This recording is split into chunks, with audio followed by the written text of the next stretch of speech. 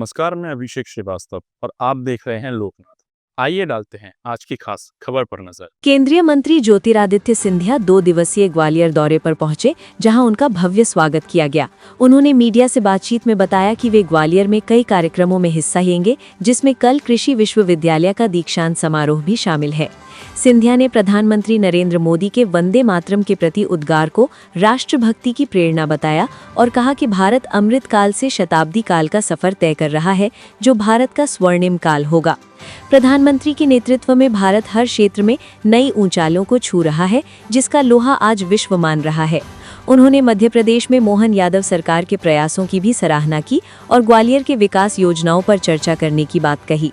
सिंधिया ने 6G तकनीक पर भी प्रकाश डाला, जिसमें भारत की सक्रिय भागीदारी और 10% IPR स्थापित करने के लक्ष्य पर जोर दिया। उन्होंने कहा कि भारत की आवाज विश्व पटल पर गूंजनी चाहिए और भारत का मॉडल अंतर्राष्ट्रीय स्तर पर स्थापित होना चाहिए।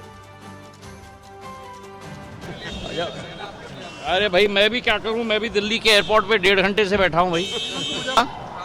अरे सबको इंतजार कर, मैं भी तो यात्री हूं आपकी तरह। आज ग्वालियर के कई कार्यक्रमों में मैं शिरकत कर रहा हूं। कल हमारे राजमाता साहब के नामांकन पर कृषि विश्वविद्यालय का कॉन्वोकेशन सेरेमनी भी है और संसद के सत्र में प्रधानमंत्री जी का उद्गार वंदे मातरम के प्रति एक राष्ट्र भक्ति की प्रेरणा से हर नागरिक को ओतप्रोत करती है। अब भारत का समय आ चुका है। ये अमृत काल से शताब्दी काल का सफ़र भारत का स्वर्णिम काल रहेगा। प्रधानमंत्री जी के नेतृत्व में हर पैमाने पर भारत प्रधानमंत्री जी के नेतृत्व में नए कीर्तिमान स्थापित कर रहा है। स्पोर्ट्स से लेकर स्पेस तक, ग्वालियर से लेके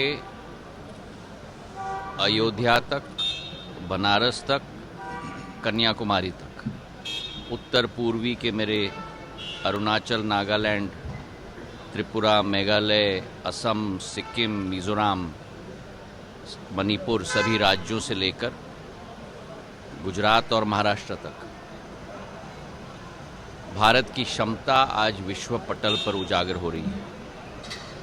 विश्व स्तर के हर एक नेतृत्व करने वाले देश के राष्ट्रपति या प्रधानमंत्री आज भारत की तरफ आकर्षित हुए। निवेश की नई संभावनाएं उठ रही हैं और आज उस तारतम्य में ही जहां एक तरफ प्रधानमंत्री जी राष्ट्र का नेतृत्व कर रहे हैं, हमारे प्रदेश में मोहन यादव जी की सरकार, भारतीय जनता पार्टी की सरकार एक नई कीर्तिमान मध्य प्रदेश में भी स्थापित कर रही है। आज ग्वालियर के विकास योजनाओं का भी समस्त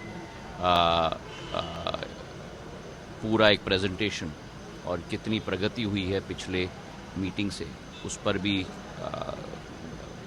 एक एक बिंदु पर हम लोग चर्चा करेंगे और आने वाले समय में नई नई योजना ग्वालियर के लिए भी जो स्वीकृत प्रधानमंत्री जी के द्वारा की गई हैं, उनको तीव्र गति से हम लोग आगे बढ़ाएंगे। बहुत बहुत धन्यवाद जी। हाँ, B6G alliance, Bharat 6G alliance एक नई टेक्नोलॉजी के बारे में विश्व स्तर पर मंथन हो रहा है। उस टेक्नोलॉजी की रूपरेखा क्या होगी, किस तरीके का स्पेक्ट्रम इस्तेमाल होगा, और इसके पूर्व भारत ने उस टेक्नोलॉजी की स्थापना में कभी भारत का प्रतिनिधित्व नहीं होता था। ये प्रधानमंत्री जी के नेतृत्व में ही 5G के बाद 6G के लिए B6GA भारत 6G अलायंस की स्थापना 2023 में की गई थी और हमने लक्ष्य बनाया है कि 6G की स्थापना में भारत का कम से कम 10% IPR इंटेलेक्चुअल प्रॉपर्टी राइट और पैटेंट हम लोग स्थापित करेंगे। तो इसके लिए 7 वर्टिकल्स हमने बनाए हैं। स्पेक्ट्रम, यूज़ केसेस, किस तरीके के इक्विपमेंट हम लोग मैन्युफैक्चर करेंगे, ग्रीन सस्टेनेबिलिटी का वर्टिकल, तो हर 3 माह में मैं उसकी समीक्षा करता हूँ कि उस पर क्या प्रगति हुई है, कैसे हम लोग अब भारत की आवाज़ विश्व पटल पर हम लोग ले जाएंगे, क्योंकि 17% विश्व की आबादी भारत में है। विश्व की सबसे द्वितीय बड़ी टेलीकॉम मार्केट भारत में है। आज 1.2 बिलियन मोबाइल सब्सक्राइबर्स हैं, 1 बिलियन मतलब 100 करोड़ हमारे इंटरनेट के सब्सक्राइबर्स हैं। सबसे किफ़ायती सस्ती वॉइस और ब्रॉडबैंड कनेक्टिविटी अगर किसी देश में है तो वो भारत में है। तो भारत की आवाज़ आज विश्व पटल पे गूंजनी चाहिए और अंतर्राष्ट्रीय मॉडल भारत में स्थापित हो।